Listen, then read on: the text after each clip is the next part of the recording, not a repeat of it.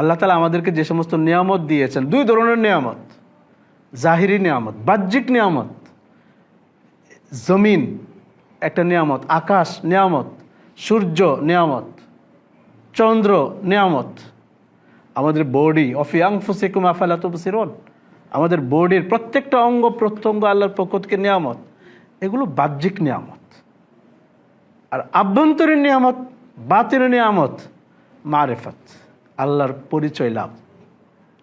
বাতিনি নিয়ামতের মধ্যে, জাহিরি নিয়ামতের মধ্যে আল্লাহ রাসূল সাল্লাল্লাহু আলাইহি ওয়াসাল্লামের জাত, রাসূলের জাত, সত্তা, তার আবির্ভাব, এটা আমাদের জন্য অন্যতম একটা নিয়ামত। আজকে রাসূল আসতে বলেই আমি কোনটা সঠিক কোনটা বেঠিক আমি জানতে পারছি, কোনটা হালাল কোনটা হারাম জানতে পারতেছি, কোন কাজটা করতে হবে কোনটা থেকে বিরত থাকতে হবে আমরা রাসূলের মাধ্যমে জানতে পারতেছি। কোনটা আমার নাজাতের পথ আর কোনটা আমার ধ্বংসের পথ এটা জানতে পারতেছি রাসূলের মাধ্যমে। দুনিয়ার কামিয়াবির পথ, আখিরাতের কামিয়াবির পথ আমরা জানতে পারতেছি রাসূলের মাধ্যমে। তো রাসূলুল্লাহ সাল্লাল্লাহু আলাইহি ওয়াসাল্লাম আমাদের উপর সবচেয়ে বড় অনুগ্রহকারী, আল্লাহর পরে সবচেয়ে বেশি অনুগ্রহকারী আল্লাহ রাসূল সাল্লাল্লাহু আলাইহি ওয়াসাল্লাম। তো অনুগ্রহের দাবি এটা, অনুগ্রহকারীর কৃতজ্ঞতা প্রকাশ, অনুগ্রহকারীর কৃতজ্ঞতা প্রকাশ, এটা অনুগ্রহের দাবি। লা ইন শাকারতুম লা আযীদান্নাকুম, কোরআনের শিক্ষা এটা। শুকরিয়া আদায় করলে আল্লাহ বাড়ায় দেবেন। ফাজকুরুনি আযকুরকুম ওয়াশকুরু লি ওয়ালা তাকফুরুন, ওয়াশকুরু লি ওয়ালা তাকফুরুন। মুহাম্মদ আলী সাউবনী রহমতুল্লাহ আলাইহির একটা তাফসীর আছে, সফাতুত তাফাসির। ওয়াশকুরু লি, তোমরা আমার কৃতজ্ঞতা জ্ঞাপন করো। বিত্তাআ, কিভাবে? আনুগত্যের মাধ্যমে। আল্লাহর কৃতজ্ঞতা জ্ঞাপনটা হবে আল্লাহর আনুগত্যের মাধ্যমে, আল্লাহর রাসূলের আনুগত্যের মাধ্যমে। আল্লাহ এবং আল্লাহর রাসূল যে সমস্ত বিধান দিয়েছেন সেগুলো পালন করার মাধ্যমে, এবং যেগুলো থেকে নিষেধ করেছেন এগুলো থেকে বিরত থাকার মাধ্যমে। এই পালন করাটাই কৃতজ্ঞতা, বিরত থাকাটাই কৃতজ্ঞতা। তো এটা তো একটা দিক যে আমাদের প্রিয় নবী হযরত মুহাম্মদ সাল্লাল্লাহু আলাইহি ওয়াসাল্লামের প্রতি আমাদের কৃতজ্ঞতা প্রকাশ আনুগত্যের মাধ্যমে, তাআতের মাধ্যমে কৃতজ্ঞতা প্রকাশ করা আমাদের দায়িত্ব। তো রবিউল আউয়াল মাসে আল্লাহ রাসূল সাল্লাল্লাহু আলাইহি ওয়াসাল্লামের আবির্ভাব হয়েছে। আল্লাহ রাসূল সাল্লাল্লাহু আলাইহি ওয়াসাল্লাম পৃথিবীর শ্রেষ্ঠ মানব, এবং এটা আমাদের জন্য অনেক বড় সৌভাগ্যের বিষয় যে আমরা সবচেয়ে শ্রেষ্ঠ এবং সম্মানিত রাসূলের উম্মত। আমরা এমন এক রাসূলের উম্মত যে রাসূলকে আল্লাহ তাআলা মাকামে মাহমুদ দান করবেন। মাকামে মাহমুদ এককভাবে, আর কাউকে না, অন্য কোনো রাসূলকে না। মাকামে মাহমুদ দান করবেন কাকে? একমাত্র আমাদের প্রিয় নবী হযরত মুহাম্মদুর রাসূলুল্লাহ সাল্লাল্লাহু আলাইহি ওয়াসাল্লামকে। হাসরের দিন সকল মানুষ আদম আলাইহিস সালামের কাছে যাবে, মুসা আলাইহিস সালামের কাছে যাবে, ঈসা আলাইহিস সালামের কাছে যাবে, ইব্রাহিম আলাইহিস সালামের কাছে যাবে, নূহ আলাইহিস সালামের কাছে যাবে, ইউনূস আলাইহিস সালামের কাছে যাবে, যে আমাদের জন্য সুপারিশ করেন। প্রত্যেকেই নিজেদের অপারগতা প্রকাশ করবেন, কিন্তু সবশেষে হযরত মুহাম্মদুর রাসূলুল্লাহ সাল্লাল্লাহু আলাইহি ওয়াসাল্লামের কাছে যাবে। মুহাম্মদ সাল্লাল্লাহু আলাইহি ওয়াসাল্লাম সিজদায় পড়ে যাবেন। আল্লাহ তাআলা এমন এমন বাক্য ওই সময় তাকে শিখিয়ে দিবেন আল্লাহর প্রশংসা করার, যেগুলো এখন জানা নাই। ওই সময়ে উপস্থিত এমন এমন বাক্য আল্লাহ তাআলা শিখিয়ে দিবেন প্রশংসার, এই বাক্যগুলো দিয়ে আল্লাহর প্রশংসা করতে থাকবেন সিজদায়। এক পর্যায়ে আল্লাহ তাআলা বলবেন, ইরফা রাসাক, আপনি আপনার মাথা উঠান, সাল, এবং আপনি চান, কি চান, আপনি যা চান তাই আপনাকে দেওয়া হবে। তখন আশ-শাফাআতুল কুবরা, সবচেয়ে বড় সুপারিশ আমাদের প্রিয় নবী সারা জগতের মানুষের জন্য সুপারিশ করবেন। বিচার কার্য শুরু, এটাই হলো মাকামে মাহমুদ। এই অনন্য বৈশিষ্ট্য একমাত্র কার? আমাদের প্রিয় নবী হযরত মুহাম্মদুর রাসূলুল্লাহ সাল্লাল্লাহু আলাইহি ওয়াসাল্লাম। তিনি সাহেবে কাউসার, কাউসারের মালিক। হযরত আনাস রাদিয়াল্লাহু আনহু বলেন যে আমরা একটা মজমায় বসা, রাসূল করিম সাল্লাল্লাহু আলাইহি ওয়াসাল্লাম হঠাৎ চোখ বন্ধ করে কি যেন ভাবলেন, চিন্তা করলেন, হ্যাঁ, হালকা তন্দ্রাচ্ছন্ন হলেন। এরপরে ফারাফা রাসাহু মুতাবাসসিমান, তিনি তার মাথা উঠালেন মুস্কি হেসে, মুস্কি হাসতে হাসতে। সাহাবায়ে কেরাম জিজ্ঞেস করলেন, মা আদহাকাক, হে আল্লাহর রাসূল, আপনাকে কোন জিনিস হাসাচ্ছে, আপনি কেন হাসছেন? রাসূল বললেন যে সূরাতুল কাউসার আমার উপর আল্লাহ তাআলা নাযিল করছেন। আল্লাহ তাআলা আমাকে কাউসার দান করেছেন। কাউসার একটা নহর, জান্নাতের একটা নহর, যেখানে উম্মতের প্রত্যেকটা সদস্য আসবে। এই হাউজে কাউসারের পারে নক্ষত্রের সংখ্যা পরিমাণ পেয়ালা থাকবে। নক্ষত্রে যেমন অসংখ্য, এরকম অসংখ্য পেয়ালা থাকবে। এই পেয়ালা দিয়ে আল্লাহ রাসূল তৃষ্ণার্ত উম্মতের পানি পান করাতে থাকবে। তো সেই সময়ে একদল আসবে, দেখতে রাসূলের উম্মতের মতো, জিবরাইল আলাইহিস সালাম আটকায় দিবেন। এরপরে বলবেন যে এরা আপনার চলে আসার পরে এরা আপনার দ্বীনকে বিকৃত করেছে। আল্লাহ রাসূল তখন বলবেন, সুহকান সুহকান লিমান গায়্যারা বাদি, আমার পরে যারা আমার দ্বীনকে বিকৃত করেছে তোমরা দূর হয়ে যাও। যারা বেদাত করেছে তাদেরকে বলা হবে তোমরা দূর হয়ে যাও। তো হাদিস থেকে বোঝা যায় যে সঠিক দ্বীনের উপর আমল করতে হবে। রাসূলুল্লাহ সাল্লাল্লাহু আলাইহি ওয়াসাল্লাম যে কোরআন আমাদের মধ্যে রেখে গিয়েছে, যে সুন্নাহ তিনি আমাদের উপর রেখে গিয়েছে, সঠিকভাবে বুঝতে হবে, সঠিকভাবে বুঝে আমল করতে হবে। কোরআন সুন্নাহর বাইরে গিয়ে হক্কানি উলামায়ে কেরামের ব্যাখ্যার বাইরে গিয়ে নিজস্ব বুঝের আলোকে যদি আমল করা হয়, তাহলে কিন্তু শয়তান টেনে নিয়ে যাবে, মানুষ বিভ্রান্ত হয়ে যাবে, বিপদগামী হয়ে যাবে। হচ্ছেও। আজকে 12 রবিউল আউয়াল জশ্নে জুলুস হচ্ছে চট্টগ্রামে। এই জশ্ন জুলুসের অনুষ্ঠানে পদদলিত হয়ে অনেকে আহত, 2 জন মারা গেছে, 2 জন মারা গেছে। আজকের ঢাকায়ও হচ্ছে, গিয়াসউদ্দিন তাহিরির নেতৃত্বে জশ্নে জুলুস হচ্ছে। জশ্নে জুলুসটা হচ্ছে কেন? লেভেলটা কিন্তু অনেক সুন্দর, তাদের স্লোগানটা অনেক সুন্দর। সাইয়্যিদুল আয়াদ, ঈদ মিলাদুন নবী, সকল ঈদের সেরা ঈদ, ঈদ মিলাদুন নবী। কত চমৎকার কথা না? সকল ঈদের সেরা ঈদ, ঈদ মিলাদুন নবী। বাইয়েনাত পত্রিকা আছে, দেয়াল লেখায় বিভিন্ন জায়গায় লেখা আছে।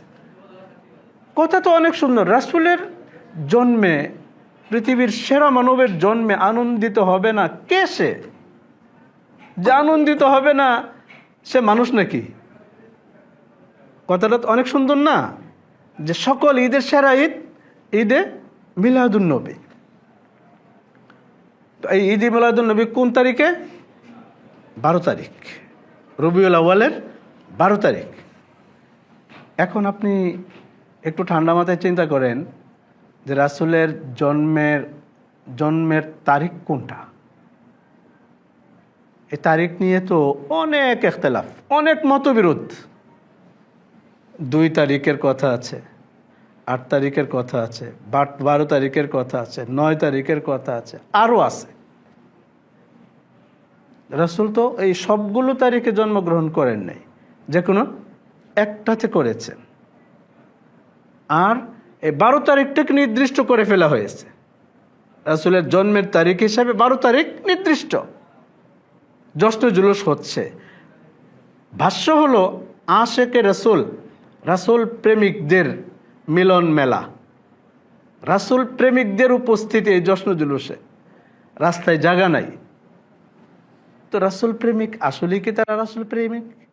কে রাসূল প্রেমিক এটা যাচাই করতে হবে আগে। এই অনুষ্ঠান, এই জশ্নে জুলুসের অনুষ্ঠান, ঈদ মিলাদুন নবীর অনুষ্ঠান,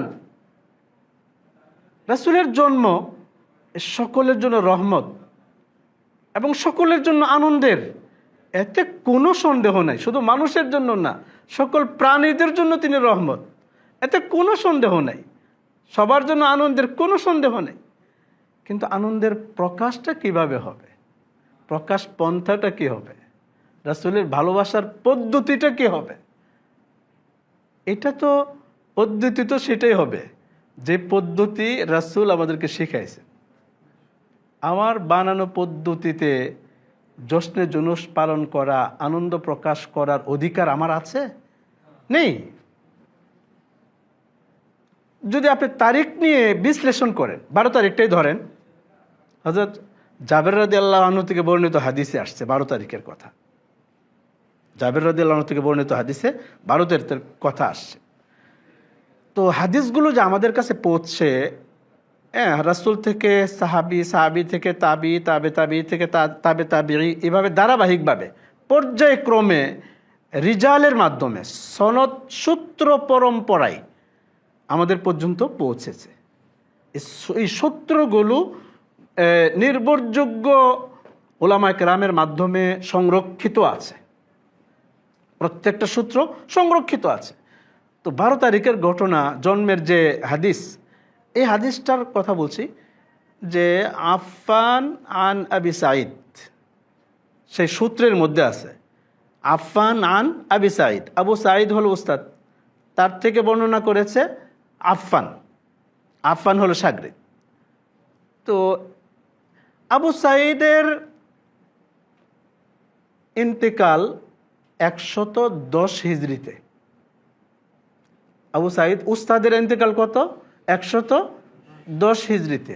আর শাগরিদ আবু সাঈদ থেকে যিনি বর্ণনা করেছেন আফফান, ওনার জন্ম 134 হিজরিতে। ওনার জন্ম 134 হিজরিতে। তো 134 হিজরিতে যিনি জন্মগ্রহণ করেছেন, তিনি কি 110 হিজরির উস্তাদের কাছে পড়েছেন? তার কাছ থেকে হাদিস শুনেছেন? শোনাটা সম্ভব না। তার মানে কি?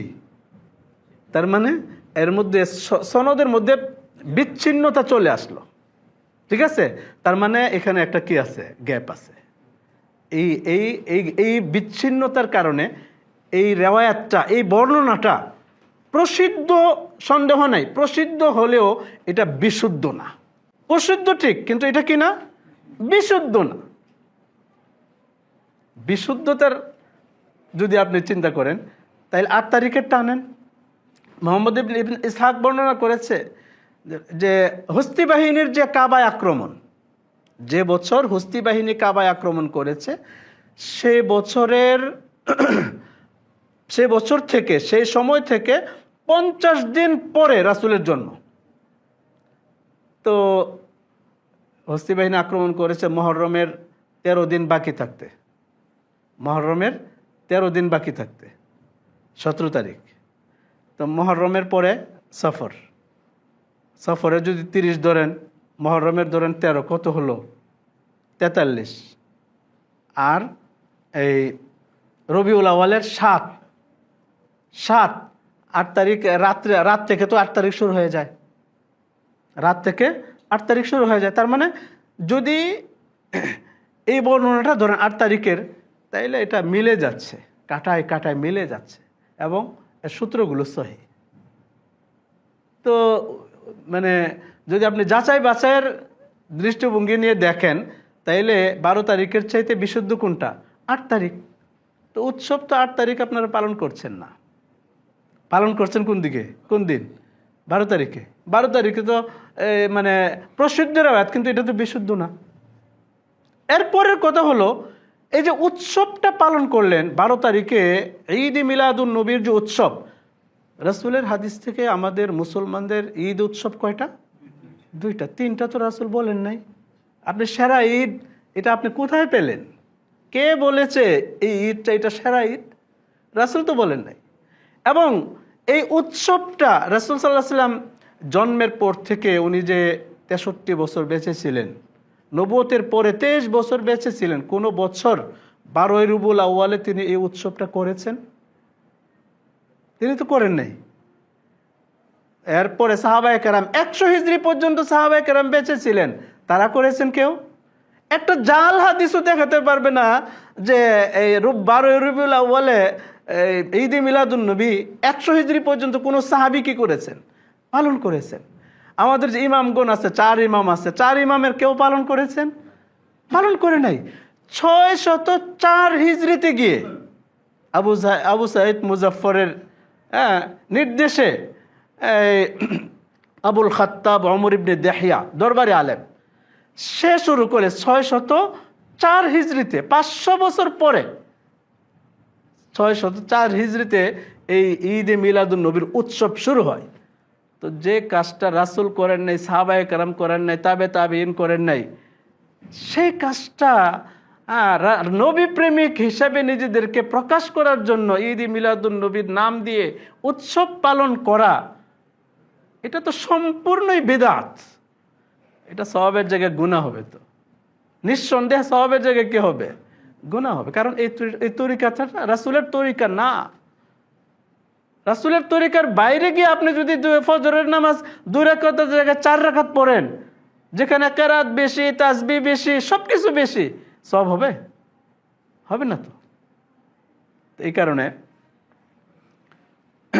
যে 12 রবিউল আউয়ালে যে উৎসব চলছে, এটা সম্পূর্ণই কোরআন হাদিস বর্জিত এবং বিদআত, নিঃসন্দেহে এটা বিদআত। তো আমাদের 12 রবিউল আউয়াল মাস উপলক্ষে আমাদের বর্জনীয় যে বিষয়গুলো, এর মধ্যে একটা হলো এটা, এই জাতীয় উৎসব থেকে দূরে থাকা। আবার অনেকে তো, এটা তো বড় উৎসব, আবার অনেকে বাসায় বাসায় মিলাদের আয়োজন করে, মিলাদ মাহফিল। 12 রবিউল আউয়াল উপলক্ষে মিলাদ মাহফিল। মিলাদে এই কিছু নির্দিষ্ট পন্থা আছে, কিছু কবিতা আবৃত্তি করে এরপরে রাসূলের উপর দুরূদ পাঠ করা হয়। তো এই যে পন্থাটা, এটাও তো রাসূল থেকে বর্ণিত কোনো পন্থা না। সুতরাং এই দিনে এই জাতীয় মিলাদ উৎসব করা যাবে না, বর্জনীয় কাজগুলোর একটা।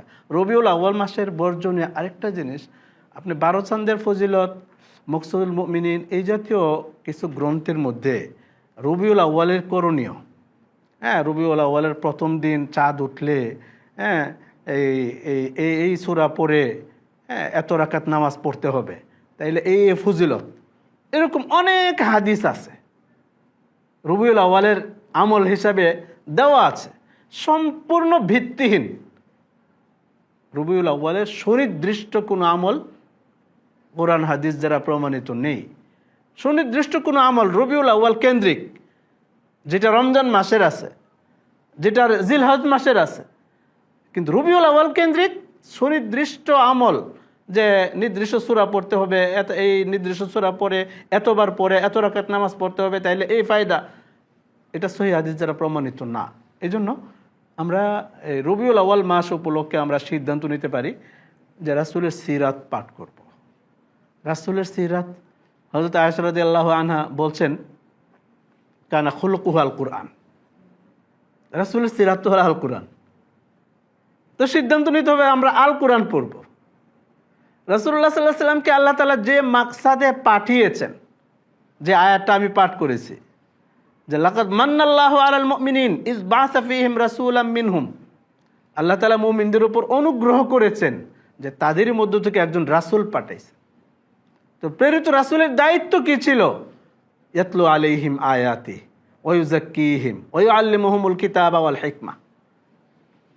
তেলাওয়াত, 1 নম্বর দায়িত্ব কি? তেলাওয়াত, কুরআন তেলাওয়াত। শুধু কুরআন তেলাওয়াত না, এরপরে ওয়া ইউআল্লিমুহুমুল কিতাব ওয়া ইউযাক্কিহিম, আত্মশুদ্ধি, নিজেকে ঠিক করা, নিজের কলবকে ঠিক করা, কলবের মধ্যে যে সমস্ত দোষ আছে, এই দোষ থেকে অন্তরকে পরিশুদ্ধ করা এবং কিছু গুণ অর্জন করা। ওই আল্লিমুহুমুল কিতাব, কিতাবের শিক্ষা দেওয়া, কিতাব সুন্নাহর শিক্ষা দাও। রাসূল এটা করেছে। তো কোরআনকে আমাদের ধরতে হবে। কোরআন তেলাওয়াত হলে 1 নম্বর, তেলাওয়াত তো শিখতেই হবে। শুধু তেলাওয়াত না, সাহাবায়ে কেরাম তেলাওয়াত করতেন যে কিতাবুন আনজালনাহু ইলাইকা মুবারাকুন লিয়াতাদাব্বারু আয়াতিহি, যে এই কোরআন আল্লাহ তাআলা নাজিল করেছেন যাতে তারা চিন্তা করে করে পড়ে, বুঝে বুঝে পড়ে। কোরআনের তাফসির বুঝতে হবে, বুঝার চেষ্টা করতে হবে। তাফসির, কোরআন আল্লাহ তাআলা পাঠাইছেন, কোরআন কি বার্তাটা, কি মেসেজটা আল্লাহ তাআলা দিয়েছেন সেটা তো বোঝার আমার দরকার আছে। এটা যদি না বুঝি তাইলে আমি আল্লাহর বিধিবিধান কিভাবে পালন করব? কোনটা সঠিক কোনটা বেঠিক কিভাবে জানবো? যে কোরআন বুঝে পড়ার চেষ্টা করা, উলামায়ে কেরামের তত্ত্বাবধানে কোরআন বুঝে পড়ার চেষ্টা করা। শুধু কোরআন বুঝে পড়ার চেষ্টা না, কোরআনকে ভালোবাসতে হবে, কোরআনের বিধানকে বাস্তবায়নের জন্য চেষ্টা করতে হবে। কোরআন নাজিল হয়েছে শুধু তাকে সাজিয়ে রাখার জন্যে? কোরআন নাজিল হয়েছে শুধু চুমু খাওয়ার জন্যে? কোরআন নাজিল হয়েছে শুধু জারফুক করার জন্যে? আমরা তো মনে করি যে কোরআন দিয়ে এখন জারফুক, মিলাদ আর খতম, এর জন্য কোরআন নাজিল হয়েছে। শাহ ওলিউল্লাহ মুহাদ্দিস দেহলভী রহমতুল্লাহ আলাইহি উসুলুত তাফসীরের কিতাব লিখছেন, ফাউজুল কবির উসুলুত তাফসীরের কিতাব। এই কিতাবের মধ্যে কোরআন নাজিলের মাকসাদটা কি? তাহজিবুন নুফুসিল বাশারিয়া, মানবাত্মার সংশোধন, মানবাত্মার সংশোধন। ওয়াদামগুল আকাইদিল বাতিলা, এবং ভুল বিশ্বাসের মূল উৎপাটন। অনুফিউল আমালিল ফাসিদা, যে সমস্ত ভুল কর্ম মানুষ করে থাকে এগুলোর মূল উৎপাটন করা। তো এই কারণে কোরআন নাজিল হয়েছে।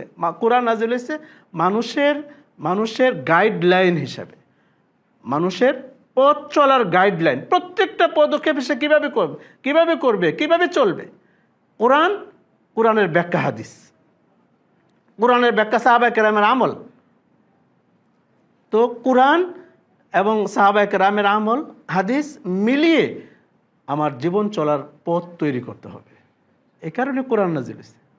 আর আমরা যদি কোরআনকে শুধু তাকে সাজায় রাখি, তো কোরআন তো আমার বিরুদ্ধে অভিযোগ করবে, কোরআন পক্ষেও অভিযোগ করবে, আবার কোরআন বিরুদ্ধেও অভিযোগ করবে, দুইটাই। আল্লাহ রাসূল তো কোরআনে আল্লাহ তাআলা বলছেন ওয়াকালার রাসূল ইয়া রাব্বি ইন্না কওমি ইত্তাখাযু হাযাল কুরআনা মাহজুরা। আল্লাহ রাসূল বলতেছেন যে হে আমার রব, আমার সম্প্রদায় কোরআন ছেড়ে দিয়েছে। রাসূল সাল্লাল্লাহু আলাইহি ওয়াসাল্লাম তার সম্প্রদায়কে লক্ষ্য করে এটা বলছেন, আমার সম্প্রদায় কোরআন ছেড়ে দিয়েছে। তো রাসূলের এই অভিযোগ আমরা যারা কোরআন পড়ি না, কোরআন অনুযায়ী চলি না, কোরআন অনুযায়ী আমল করি না, আমাদের ক্ষেত্রে প্রযোজ্য হবে না? অবশ্যই হবে। তো রবিউল আউয়ালে রাসূল আসছেন, কোরআন আসছে। রাসূলের জন্ম রবিউল আউয়াল মাসে, এবং হাদিসে আল্লাহ রাসূল সাল্লাল্লাহু আলাইহি ওয়াসাল্লাম প্রতি সোমবারে রোজা রাখতেন। প্রতি সোমবারে, প্রতি সপ্তাহে সোমবারে তিনি রোজা রাখতেন।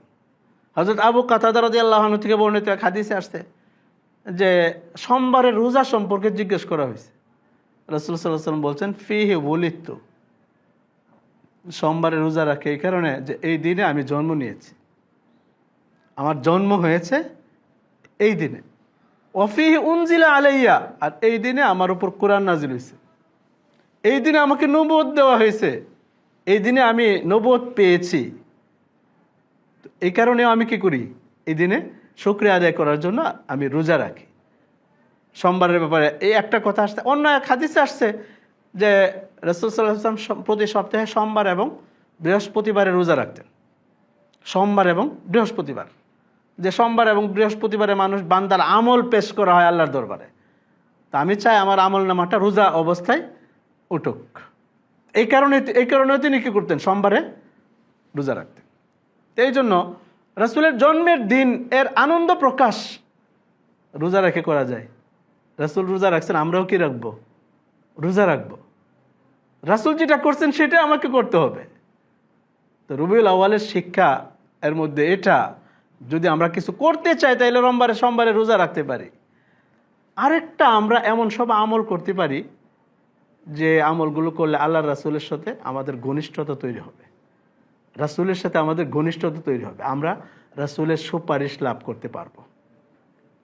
হযরত ইবনে মাসউদ রাদিয়াল্লাহু আনহু থেকে বর্ণিত হাদিস, ইন্না আউলান নাসি বিয়াউমাল কিয়ামা আকসারুহুম আলাইয়া সালাত, কিয়ামতের দিন আমার সবচেয়ে নিকটে থাকবে সে যে আমার উপর বেশি বেশি দুরূদ পাঠ করছে, যে আমার উপর বেশি বেশি দুরূদ পাঠ করছে। যে কাউকে জিজ্ঞেস করা হোক আল্লাহ রাসূলের সাথে থাকতে চাও, কে চাবে না? সবাই চাবে, চাবে কি না? চাবে। কিন্তু যারা বেশি বেশি দুরূদ পাঠ করবে তারা আল্লাহ রাসূলের কাছে থাকবে। অন্য একটা হাদিস, যে হযরত আবু হুরায়রা রাদিয়াল্লাহু আনহু থেকে বর্ণিত হাদিস, যে হাদিসে আসছে মান সাল্লা আলাইয়া ওয়া ক্বালা আল্লাহুম্মা আনজিলহুল মাকআদাল মুকাররাবা ইনদাকা ইয়াউমাল কিয়ামাহ। রাসূলের একটা দুরূদ আছে, আল্লাহুম্মা সাল্লি আলা মুহাম্মদ ওয়া আনজিলহুল মাকআদাল মুকাররাবা ইনদাকা ইয়াউমাল কিয়ামাহ। এই হাদিসের শেষে আল্লাহ রাসূল বলছেন, যে ব্যক্তি এই দুরূদটা পাঠ করবে, যে হাল্লাত লাহু শাফাআতি, যে আমার সুপারিশ তার জন্য কি হয়ে যাবে? ওয়াজিব হয়ে যাবে। তো এই দুরূদটা আমরা মুখস্থ করতে পারি, রাসূলের সাথে আমাদের ঘনিষ্ঠতা তৈরি হবে, রাসূলের সুপারিশ আমরা পেয়ে যাব। রাসূলের সুপারিশ আমাদের দরকার আছে কি না? দরকার আছে। তো দুরূদ, আল্লাহ রাসূলের, আল্লাহর রহমত লাভের অন্যতম একটা মাধ্যম হলো দুরূদ। মান সাল্লা আলাইহি সালাতান, যে ব্যক্তি আমার উপর একবার দুরূদ পাঠ করবে, আল্লাহ তার উপর 10 বার রহমত বর্ষণ করবেন, 10টা গুনাহ মাফ করবেন, এবং 10টা নেকি লেখা হবে, 10টা মর্যাদা বৃদ্ধি করা হবে একবার দুরূদ পাঠ করলে। এবং হযরত উবাই ইবনে কাব রাদিয়াল্লাহু আনহু থেকে বর্ণিত হাদিস, যে এক সাহাবী আসলেন আল্লাহ রাসূলের কাছে, এসে বললেন, আল্লাহ রাসূল, আমি আপনার প্রতি অধিক পরিমাণে দুরূদ পাঠ করি, তা আমি আমার সময় থেকে কি পরিমাণ আপনার উপর দুরূদ পাঠ করব? এরপরে আল্লাহ রাসূল বললেন, মাশিতা, তুমি যতটা চাও। তখন তিনি বলতেছেন, আর রুবু, যে 1/4 আমি আপনার উপর দুরূদ পাঠ করি। তো আল্লাহ রাসূল বললেন, মাশিতা।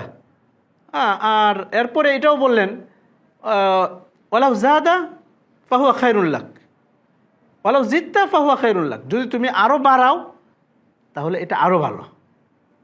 এরপরে তিনি বললেন, আন-নিসফ, তাইলে অর্ধেক। তিনি বললেন, যে তুমি যা চাও, তুমি এর চেয়েও বাড়াও তাহলে এটা আরো ভালো। এরপরে তিনি বলছেন, তাহলে 2/3। তো এরপরে তিনি বলছেন, যে মাশিতা, তুমি যা চাও, যদি এর চেয়ে বাড়াও তাহলে এটা আরো ভালো। এরপরে তিনি বললেন, ইয়া আল্লাহর রাসূল, আমি আমার পুরো সময় আপনার উপর দুরূদ পাঠ করব। এরপরে আল্লাহ রাসূল বললেন, যে 2টা সুসংবাদ তাকে দিলেন, যে তোমার দুনিয়াবি যত পেরেশানি আছে, দুশ্চিন্তা আছে, তাইলে তো তোমার সব পেরেশানি দূর হয়ে যাবে। আর দ্বিতীয় সুসংবাদ দিলেন, যে তাইলে তো তোমার যত পাপ আছে সব পাপ মাফ হয়ে যাবে। দুরূদের ফজিলত কত, অথচ একদম সহজ, আমলটা একদম সহজ, যে কোনো সময় করা যায়, যে কোনো জায়গাতে করা যায় কি না? হাঁটতেছেন, দুরূদ সাল্লাল্লাহু আলাইহি সাল্লাম, সংক্ষিপ্ত দুরূদ, বিস্তারিত দুরূদ আমরা যেটা নামাজে পড়ি, জুমার দিন আমরা একটা দুরূদ পড়ি, আল্লাহুম্মা সাল্লি আলা সাইয়্যিদিনা মুহাম্মাদিন নাবিয়্যিল উম্মি ওয়া আলা আলিহি ওয়া সাল্লিম তাসলিমা। আর এখন যেটা বললাম, যে আল্লাহুম্মা সাল্লি আলা মুহাম্মাদ ওয়া আনজিলহুল মাকআদাল মুকাররাবা ইনদাকা ইয়াউমাল কিয়ামা, যে দুরূদটা পারি, সময় পেলে কি পড়া? দুরূদ পড়া। তাইলে আল্লাহ রাসূলের সাথে একটা নিবিড় সম্পর্ক আমার তৈরি হয়ে যাবে, এবং এটা আমার পুঁজি হয়ে যাবে, এটা আমার নাজাতের উসিলা হয়ে যাবে। এর উসিলা যদি আল্লাহ রাসূল আমার পক্ষে সুপারিশ করে ফেলে, বাস কামিয়াব। ইমাম সুয়ুতী রহমতুল্লাহ আলাইহি আল্লাহ রাসূল সাল্লাল্লাহু আলাইহি সাল্লামকে 35 বার জাগ্রত অথবা ঘুমন্ত অবস্থায় স্বপ্ন দেখছেন। জাগ্রত অথবা ঘুমন্ত দুইটার কথাই আসছে, 35 বার। তো তাকে জিজ্ঞেস করা হইল, যে আপনি এত উচ্চ মর্যাদায় উঠলেন কি করে? তখন তিনি বললেন, যে আমার সব সময় আমি দুরূদ পড়ি, উঠতে, বসতে, চলতে, ঘুমাইতে, খাইতে, সব সময় আমি কি করি? দুরূদ পাঠ করি। তো যে কারণে এই সব সময় দুরূদ পাঠের কারণে আল্লাহ রাসূলের সাথে এমন গভীর সম্পর্ক হয়েছে, যে তিনি জাগ্রত অবস্থায় যেন আল্লাহ রাসূল সামনে দেখতে পান, ঘুমাইলেও আল্লাহ রাসূলকে সামনে দেখতে পান। তো রবিউল আউয়ালে এই রাসূলের জন্মের মাসে হ্যাঁ, আমরা নতুনভাবে নিজেদেরকে উজ্জীবিত করতে পারি। রাসূলের সুন্নাহ, রাসূলের 3টা হক আমাদের উপর আছে। 3টা হক। একটা হলো রাসূলকে সম্মান করা, আজমত, রাসূলকে সম্মান করা। সম্মান করা, তিনি তো সম্মানের পাত্র, সারা পৃথিবীর সেরা মানব। কিন্তু সম্মান করতে গিয়ে আল্লাহর সাথে আল্লাহ সমান করা যাবে না, সম্মান বাড়ানো যাবে না। বাড়ানো যাবে না বলতে, অনেকে সম্মান করতে গিয়ে বলে রাসূল গায়েব জানেন। রাসূল গায়েব জানেন? জানেন? গায়েব জানেন না। আমি যদি রাসূলকে সম্মান করতে গিয়ে বলি রাসূল গায়েব জানেন, তাহলে এটা ভুল হয়ে গেল। সম্মান করতে গিয়ে আমি যদি বলি যে রাসূল হাজির নাজির সর্বত্র, আমাদের এক শ্রেণী যারা মিলাদ পড়ে হঠাৎ দাঁড়ায় যায়। হঠাৎ দাঁড়ায় যায় কেন? রাসূল এসে গেছে। নাউজুবিল্লাহ মিন যালিক। রাসূল এসে গেছে। রাসূল আসছে? রাসূল আসেন? রাসূল সর্বত্র হাজির নাজির? সর্বত্র হাজির নাজির কে? একমাত্র আল্লাহ। তো রাসূলকে সম্মান করতে গিয়ে আল্লাহর সাথে শিরিক করা যাবে না। জি, ও হ্যাঁ, রাসূলের গোলাম বলে। গোলাম, রাসূলও কার গোলাম? আল্লাহর গোলাম। সুবহানাল্লাযী আসরা বিআবদিহি, রাসূলের ক্ষেত্রে আবদ শব্দ ব্যবহার করেছেন, গোলাম। আমরা আল্লাহর গোলাম, রাসূলের গোলাম না। তো এই জন্য রাসূলকে সম্মান করতে হবে যে পন্থায় সম্মান করতে রাসূল শিখাইছেন, ওইভাবে। বাড়ানো যাবে না, কমানো যাবে না। 2 নম্বর, রাসূলকে ভালোবাসতে হবে, আজমত। 2 নম্বর হলো মাহাব্বত, ভালোবাসা। ভালোবাসাটা কিভাবে হবে? এই একবার হযরত আব্দুর রহমান ইবনে আবি কারদ রাদিয়াল্লাহু আনহু থেকে বর্ণিত এক হাদিস। রাসূল সাল্লাল্লাহু আলাইহি ওয়াসাল্লাম উযু করতেছেন, তো উযুর মধ্যে পানি পড়ে না, সাহাবায়ে কেরাম এই পানি তুলে নিয়ে শরীরে মাখতেছে। পানি তুলে নিয়ে, উযুর পানি, এক ফোঁটা পানি নিচে পড়তেছে না, সব সাহাবায়ে কেরামদের হাতে। এমনকি কোনো কোনো হাদিসে আছে রাসূল সাল্লাল্লাহু আলাইহি ওয়াসাল্লাম থুতু ফেললে সেটাও তারা হাতে নিয়ে, নাকের শ্লেষা ফেললে সেটাও তারা হাতে নিয়ে শরীরে মেখে ফেলতেন। তা আল্লাহ রাসূল তাদেরকে জিজ্ঞেস করছে, মা ইয়াহমিলুকুম আলা হাযা, কোন জিনিস তোমাদেরকে এই কাজে উদ্বুদ্ধ করছে? সাহাবায়ে কেরাম উত্তর দিলেন, হুব্বুল্লাহ ওয়া রাসূলুহু, আল্লাহ এবং তার রাসূলের ভালোবাসা। সাহাবায়ে কেরাম তো সত্যিকার অর্থে ভালোবাসতেন, ভালোবাসা।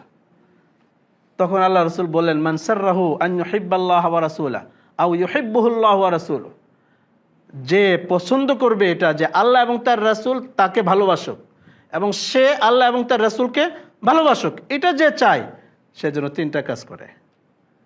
ফালইয়াসদুক হাদিসাহু ইযা হাদ্দাসা, যখন সে কথা বলবে সত্য বলবে। যখন সে কথা বলবে সত্য বলবে, মিথ্যা বলবে না। কোন রকম মিথ্যা না, সব সময় সত্য। তিতা হলেও সত্য, কঠিন হলেও সত্য, ব্যবসায়িক ক্ষতি হলেও সত্য, জীবনের রিস্ক হলেও সত্য বলতে হবে। সর্বমুহূর্তে সত্য বলা 1 নম্বর। যারা এরকম সত্যবাদী তারা রাসূল প্রেমিক, তারা আশিক রাসূল। 2 নম্বর, ওয়াল